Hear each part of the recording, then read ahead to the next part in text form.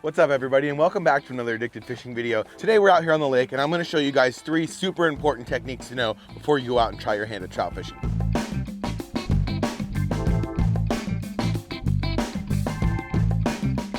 The reason you want to know at least 3 techniques before you go out and fish for trout in any lake or pond is because you want to be versatile and you want to be able to attract the fish for whatever they're actually looking for that day. First method we're going to talk about today is just casting spinners. One of the easiest methods to do, one of the most interactive and one of the most effective, I think, for actually targeting trout in the bodies of water like we have here behind us. First thing we're going to talk about with this technique is the rod, reel, and sort of line that you're going to want for fishing this technique. Okuma rods are one of our favorite here at Addicted Fishing, but any rod will work as long as this is within the same dimensions that we're using here. What I have here is an Okuma Salilo. This is a 7.5 foot long rod and it's 4 to 10 pound line rating. The reason that 7.5 length is important is because this thing has a very flexible tip.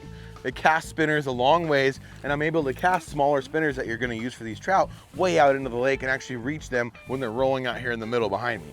The reel I have on here is a C30 Okuma Kaimar reel. As long as it's in that 300 or that 3000 series range or that 30 series range, it's the right reel for the job. The line that I have on my reel is a 20 pound Addicted Enforcer braided line. And 20 pound might seem kind of heavy for fishing these trout, but the thing about it is that having that 20 pound to 15 pound rating keeps your line from tangling as much, especially with the way the spinner spins, and it goes smoothly through your guides as you whip that thing out there so that you can cast your lure further out into the lake. Rain delay. So at the end of my high vis line, because it's so high vis and we don't want those trout to be scared by it, I'm going to add a fluorocarbon or a monofilament bumper. And what I mean by bumper is about a 6 to 10 foot piece of line, or even down to about 3 foot, but just some bit of line that separates the braided line from that monofilament line and from my spinner. You can see how the difference in the color of the two is why we're doing this. This one the fish can't see as well. This one is very high vis for us, so we know where we're casting and we can see where we're working our line around structure and out in the lake. The line weight I'd recommend for using as a bumper off of your braided line is anywhere under 10 pounds, especially for trout. Unless you know there's giant trout out there, anywhere between 10 to 6 pound tests should work perfectly on just about any body of water. So there's 2 options for how you can attach this line together. I've used a blood knot, and if you guys want, here on our channel Addicted Fishing, you can look up all the different kinds of knots that there are to tie. This one is a blood knot. There's double uni knots, there's Alberto knots, there's all kinds of different styles of knots that you can attach braided line to your monofilament or your fluorocarbon line. Or the second option is using what's called a barrel swivel and tying it in, but in this case you're not going to be able to use quite as long of a leader, which is fine in some cases, especially like the one today where we have a lot of fish out there. So in the case that you don't want to tie the knot and you're not confident in the knot, I'm going to use what's called a barrel swivel, and I'm going to tie the braided line to one end and then I'm going to tie the monofilament line to the other. Okay, now let's talk about the money maker end and our options for the kinds of spinners that we're going to use in a lake like this. Some of my favorites here are, of course, the old-fashioned Panther Martin. My favorite size is the size 6 because 1, it's a pretty heavy, and 2, it casts a long way out into the lake, and 3, it has this Vibrax blade which puts off a vibration and a lot of disturbance in the water which attracts the fish. Your second option is the good old-fashioned rooster tail, which is one of my very favorite. We're also partnered with Yakima Bait, and they make these rooster tails, and I'd say they're probably one of the most famous ways to catch a trout in the world. You can find these things all over the country, all over the world, and they are one of the most effective ways to catch trout in any body of water. The nice part about the rooster tails, they come in so many varieties of sizes and so many varieties of colors. The real point is to have a good variety of colors at hand when you go out to the lake. You don't have to go spend $100 every time before you go fishing, but have the light colors, have the dark colors, and have at least 2 different colored blades before you hit the water so that you can change around and see what those fish really want. The other options are things like MEP spinners. And these are a little bit different style, all silver, kind of more of an old school approach, but also work just as well if it's all that you have. Okay, now the reason I love to fish spinners for trout, especially in a lake like this, is because you can stay active. Oh, 3 times? Oh, there's another one. Now, exactly what's happening there is the first point I'm gonna make. When you're actually fishing spinners and you want to identify where to fish them, look for where the fish are active in the lake. As you can see, there's fish rolling all the way around us here. This isn't the part of the lake the fish have been stocked, so this is where I'm gonna start my fishing. The nice part is there is days where the fish really show themselves and they give you a good key in on where they're gonna be in the lake. If they're not, you want to use some sort of mathematical pattern. You want to start at one side and work your way clockwise, or start counterclockwise and work your way back along to try to find those fish and identify where they're going to be in the lake, using about as long as casts as you can possibly make, and then making a little bit different casts each time. So here we go, we're gonna start. I'm gonna make my first cast to the left, and I'm gonna make about a 20 to 30 foot difference cast every single time I throw it out there. The key is to not reel it in too fast, but also not reel it in too slow. The speed usually really dictates how you're gonna be fishing certain days or what the fish are actually gonna be biting. So some days you want to reel fast, some days you want to reel slow. So just work through that theory, work your cast left to right, and go faster and slower with each cast until you find a fish.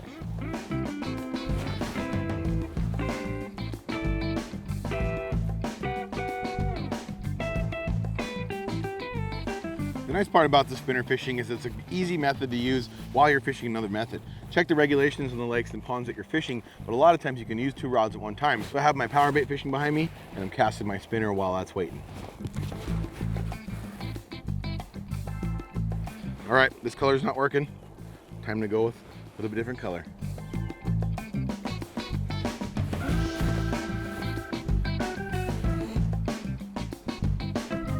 Oh, got him, first change up. Got him on the spinner. Oh, and it's a brown trout. Oh, and he's gone. That's okay, we're gonna let him go anyways. First fish on the spinner, yes. All right, second method we're gonna talk about today, everybody, is fishing bait under an addicted trout float. For fishing this method, we're using the exact same rod and reel setup and bumper setup that we would use for our spinner. The only difference is that we'll be putting in line this addicted trout float. These are available on our website, and you guys just look, there's the steelhead version, there's a trout version, and there's a panfish version. The trout version is one of my favorite because you can add and subtract these brass weights for how sensitive a bites that you're getting out there on the lake. How we put this thing on is in the package. It comes with 2 rubber grommets that you see here. The first grommet goes on the line, slides up above. Then we're gonna take our float itself, and we have these 2 holes on the side of the float. I'm gonna take that line, put it right through those holes, pull it tight, and then add my second rubber grommet. Now that we've secured both of those, the bottom grommet goes on the bottom of the bobber, just halfway onto the plastic, like so. And the top one goes over that top piece of the bobber, just like you see here. Now that it's fixed to our line like this, we can slide it up and down to adjust our depth for however deep it is out in front of us or where the fish are feeding in the lake. Now below my bobber, I'm gonna attach just a normal barrel swivel. Smaller the better. Knot I'm gonna tie to put that on there is just a simple fisherman's knot. I go 1, go through the eye, make 7 wraps around your main line, and then back through the eye that you created in your line. Okay, at the bottom of my barrel swivel, I'm gonna attach a 6-pound test of about 1.5 foot long leader. And to do so, I'm gonna use the exact same knot that I used to tie my main line. Now for my hook choice, I'm gonna use a size 4 Addicted Advantage bead hook. Now there's a couple choices that you can use here, but I like this hook because it hooks the fish so well. There's a couple other options that you can use that Mustad makes that have little barbs on the back of the hooks, and they're specifically made for worm fishing. But in my case, I like to use the Advantage bead hook in the size 4. We're gonna attach that hook with the exact same knot that we attached everything else. Now to sink my worm down towards the bottom, I'm gonna use 1 size 6 split shot. Open this thing up just like so with my fingernail. Put it on my line, crimp it down, and then just for safety concerns, I'm gonna take my pliers and crimp it a little bit more. And there we have it, there's our full setup. We have our inline float down to our weight, our swivel, our 1.5 foot leader, and our bead hook. Okay, now for the gruesome part, putting on our worms. So when you go to look for worms at the store, it's important to actually check them to make sure that they're alive, that they're wiggly, and that they're of good size. Make sure there's no dead ones in there because one bad worm can spoil all the rest of them in a very short amount of time. What I'm gonna do here is I'm just gonna pull half of one out, cut about 3 inches of it off, and then apply it to my hook. Personally, I like to go through the end that I cut, run it as far up on my hook as possible until it starts to touch my finger. Then I'm gonna pull that hook through and slide that worm the rest of the way up my line, just like you see here. Now we're ready to fish. Okay, I know it's not super deep out here in front of me, so I don't need to add a whole lot of depth. And it's important to not have that worm laying on the bottom of the lake. You want the fish to be able to see it as they're swimming around. So I have about my leader set at about 2 feet deep. I've slid my fixed float up the line about 2 feet, and now we're gonna cast it out into the lake. It's important to get a nice gentle cast, but still try to get it a good distance out, because you don't want to fling your worm out there, have it fall off, and not be properly fishing the whole time your bobber's sitting out there. Good rule of thumb is if you see more than 3 splashes, you've thrown your bait off and you need to reel back in and rebait.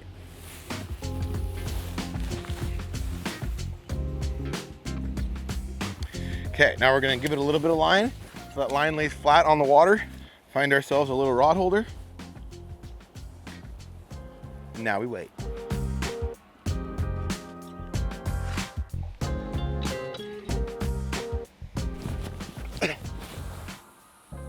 Okay, nobody panic. Did he get my worm this time? That's the question. Oh, there he is. Got him, got him.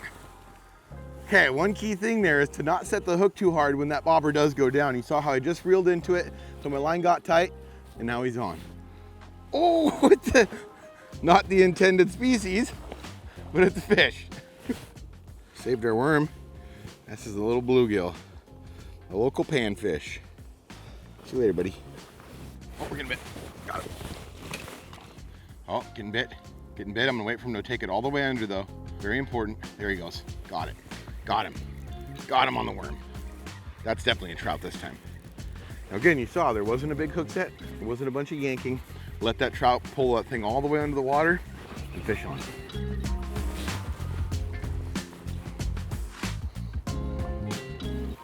All right. Okay, there he is. First trout of the day. Last but not least, our next method is going to be fishing power bait off the bottom. Now this is probably the easiest setup of all. It's a one size fits all for the rod selection on all this video. Same rod, same line, same reel, everything will work, and same bumper. All I'm going to take is these round weights. They're a 1/2 ounce, so I can cast really far out into the lake. So these weights have a hole right down through the middle of them so that the line slides back and forth through. That being so, when the fish grabs it and starts pulling the line, they don't feel the weight at all, and they can actually get a good bite on it and actually swallow that bait the way we want them to, so they can stay on the line and stay hooked. So I'm going to stick my line right through the holes. Weight sliding back and forth now. Then I'm going to take the same barrel swivel that I've been using for all the other setups. Tie it into my line. Same knot that we've been using for all of our setups. A normal fisherman's knot. Then the same 6-pound test on the end. Now the length of your leader off the end of your weight is going to depict how far you want that bait off the bottom. Power bait likes to float up off the bottom, that's the key. And so if there is vegetation, you need to identify how tall that vegetation is, or guess, and make sure you have a long enough leader so that this floats off the bottom so the fish can see it. So I'm going to go with about a 2-foot leader. Tie it right on to the end of that barrel swivel. And for my hook selection, I'm going to use that same size 4 Addicted Advantage bead hook. Same fisherman's knot to attach that. And now, how to choose your power bait. There are a ton of options. There's a million SKUs of power bait, different colors, different scents, different styles. The key is to have multiple styles. I like the rainbow and just the good old-fashioned normal power bait. I like the power nuggets because it's a lot less mess and it's easier to put on your line and they stay on your line pretty well. And I also like the power eggs because they come in a lot of different colors and they're very easy to put on your line and very easy to fish out in the lake. Okay, so putting your power bait on your line can be fairly simple. I like to use some sort of knife or anything to pull this stuff out of there, just like so. That should be a pretty good size. Put it right in your palms. Roll it around in a circle till it gets a nice size. Then we're gonna run our hook right through it. Give it a nice little squeeze. I like to use my fingertips just like this, kind of get it in that diamond shape. And we're ready to fish. Okay, so the method for fishing this is simple, guys. You want to cast gently once again. We have a 1/2 ounce, so it's going to go far enough no matter what. And the goal is to get it out there without throwing the power bait off. Again, if you see more than 2 splashes, you're going to want to reel in and rebait.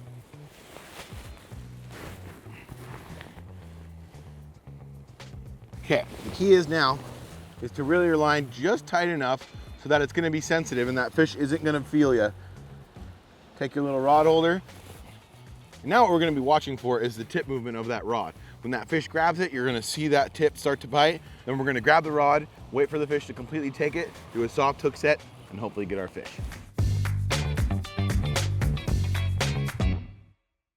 Oh, it's on, it's on, it's on. We got one, we got one. It's yanking it out into the river or to the lake.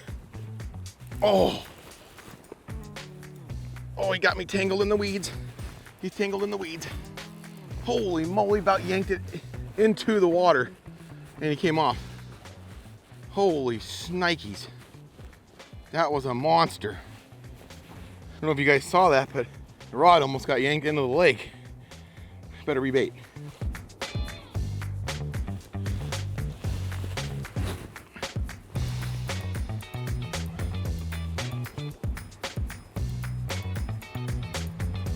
Fish on.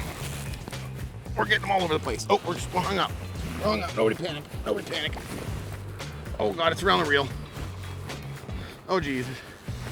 Oh, it's still tangled. We're still tangled. Where are we at? He might be gone. We'll see. Okay, we're back in action. Oh, he's there. Oh, he's gone. Damn it. That's what I call some live action. Oh, here we go. Here we go. Here we go. Getting bit. I'm gonna let him take it. Take it. Oh, missed him again. Yep, he's there. Got him. Got him. Got him that time. He ain't getting away from me that time. Oh yeah, he's a runner. He's running. Oh God. Oh yeah. Oh geez, look at him go. I'm all bent up. I'm all bent up. All right. There he is, everybody. There's our power bait fish. I think it's safe to say that all three of these methods worked really good today. And that's why it's important to have a little trio of methods when you go out to the lake. Because one, sometimes they all work. Two, sometimes only one of them work. But either way, it's a great way to target trout on any lake or pond that you can find. Well, everybody, I really hope that this video brought you guys some information that you can use to go out and enjoy the great outdoors together. All of us here at Addicted Fishing, thank you guys so much for watching this video. And until next time, you all stay fishy. We'll see you out there.